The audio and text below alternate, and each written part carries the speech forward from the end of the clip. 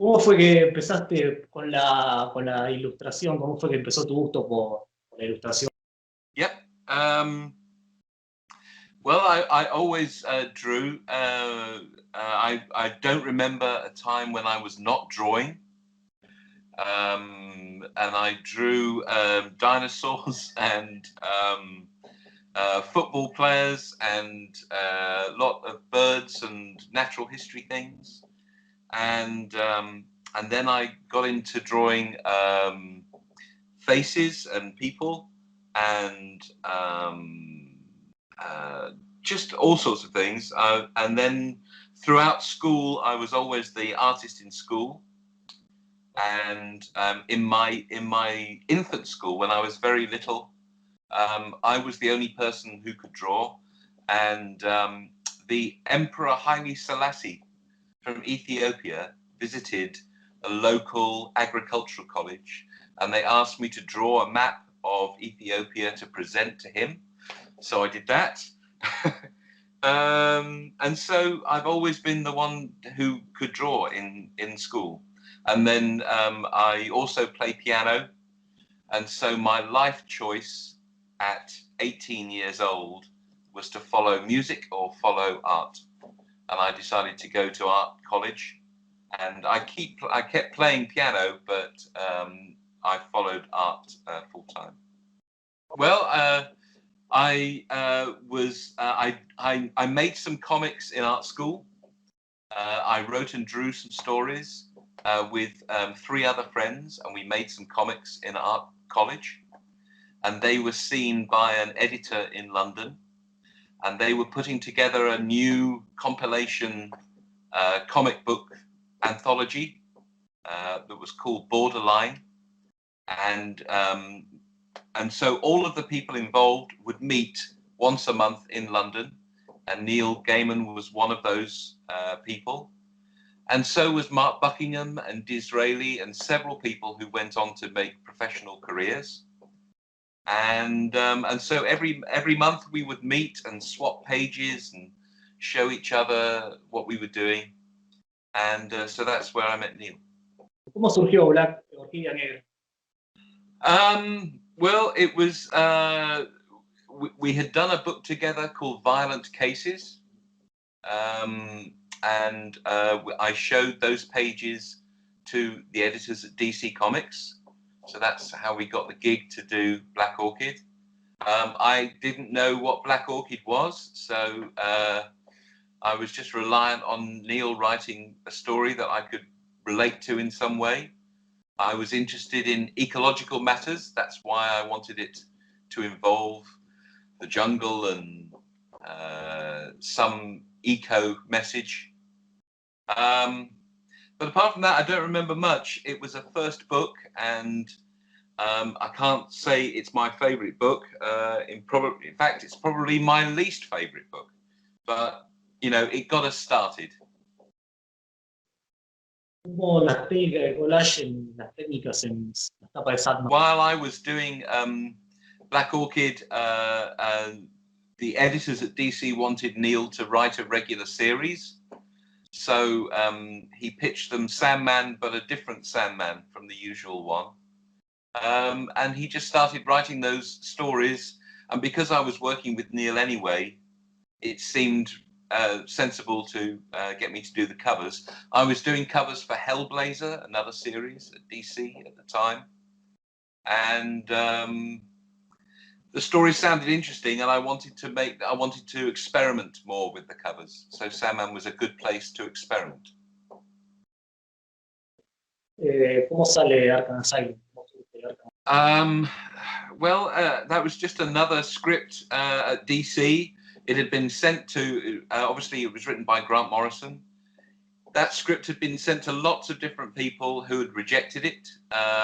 So I got a very dog-eared copy of the script. But I liked Grant a lot, and I thought we could change it and make it more symbolic. So I met Grant, and we had a very long lunch and talked through lots of different things we could do with the script and make it much less of an ordinary Batman story. and much more of a strange, symbolic story. And because Grant was very much enthusiastic about that, I thought it would be good. Thought we could make Bueno, it work. ¿cómo fue esa confusión de imagen y ruido que tiene la historia? Kind of. I mean, Signal to Noise was originally a book, so there wasn't really any sound involved.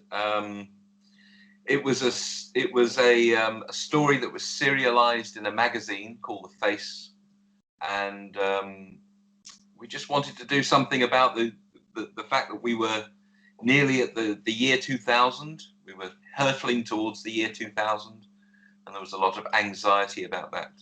So the story is about that. And then we did it on the radio for the BBC. And yes, there was sound there. There was music that I wrote and a soundtrack that we sculpted. And it was a more experimental piece. Half of Signal to Noise was my story, the story of the director, and half of it was Neil's, the story set 1,000 years ago. So it was a strange mix.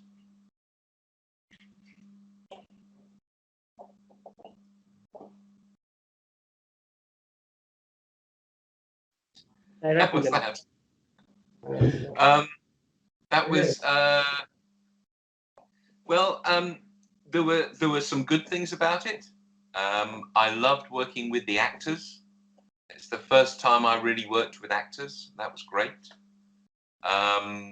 We worked with a very young animation team, and they were amazing. It was their first job, fresh out of art school, and they did an amazing job.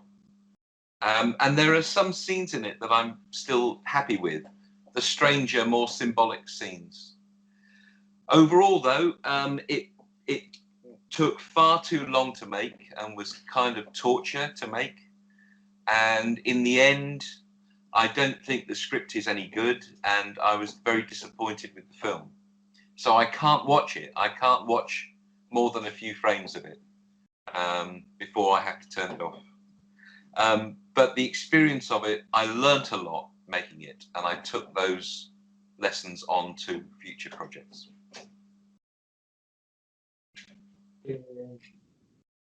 ¿Por qué cree que gustó tanto Abrázame de Paul Glazer? It was just a single story. Hellblazer was written by Jamie Delano, and I was doing the covers for Jamie's series. I think he had a holiday, and there was just one issue that was done by written by Neil, so I illustrated that. I didn't know it was particularly popular. It's quite a simple little story, quite a sad story. I'm surprised surprised people like it. ¿Cómo fue su trabajo en Cage? ¿Cómo surge? ¿Cómo lo elaboró?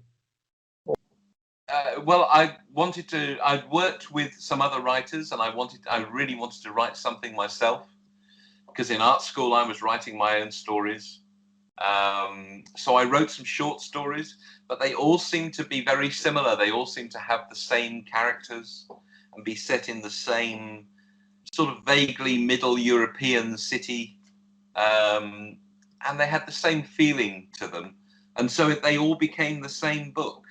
So the story of the artist trying to find inspiration, the story of a man falling in love with a woman who lives opposite, the story of a man who is a thinly disguised version of Salman Rushdie, the story of a woman whose husband has left, and this parrot that torments her. They all became the same book, and it became a very thick 500-page book.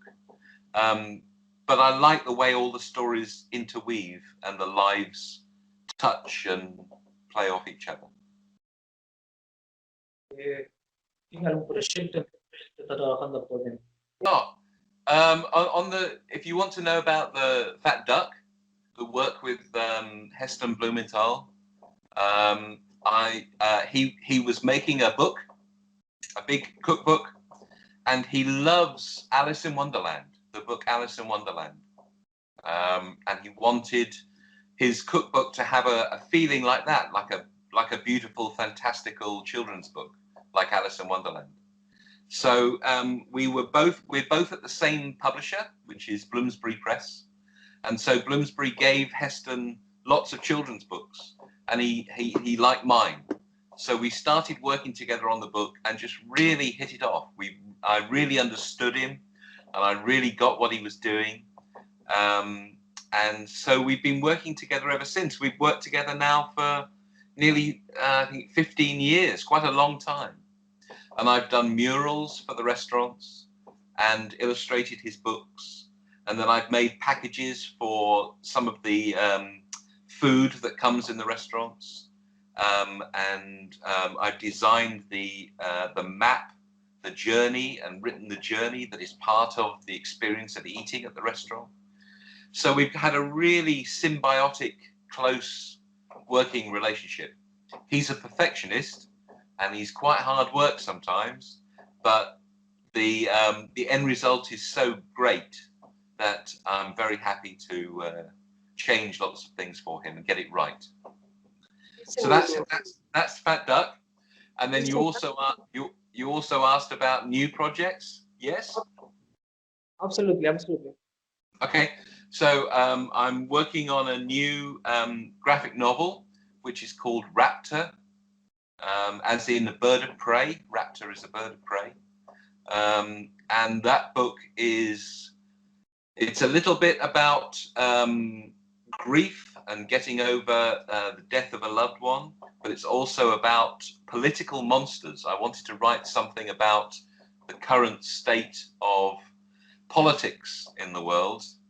Okay. So it's a symbolic story. It's not directly about any one particular politician, but it is generally about the corrupting nature of our politics at the moment. I think they were pretty much the first album covers I did. Before that, I did an illustration for a cover for Isao Tamaita, who was a synthesizer player, Japanese synthesizer player. And I did an album cover for a friend of mine, but that was nothing special. But so I think My Dying Bride was pretty much the first one. And then Arkham Asylum came out, and lots of people asked me to do album covers for them because they'd seen that book. El cómic argentino, ¿qué conoce? ¿Qué artistas y qué cómic? Well, apart from the great names like Breccia and Munoz, and my very good friend Oscar Grillo is a great Argentinian cartoonist, and he's shown me work by different people who I really like. So there are a few. I don't know many Argentinian comics, new comics, that are being done now. I haven't seen many, but the great names I know. Well, I could visit Buenos Aires while I was there. If I was flying all that way, then I think I could go to Buenos Aires as well. But I love tango music. Okay. And my wife dances the tango, so I've always wanted to visit. No, don't worry. It's fine. It's fine. It's been fine. I'm not sure we're going to be traveling next year because the world is still in a strange place. But yeah, keep me in mind. Okay, thank you. Cheers. See you.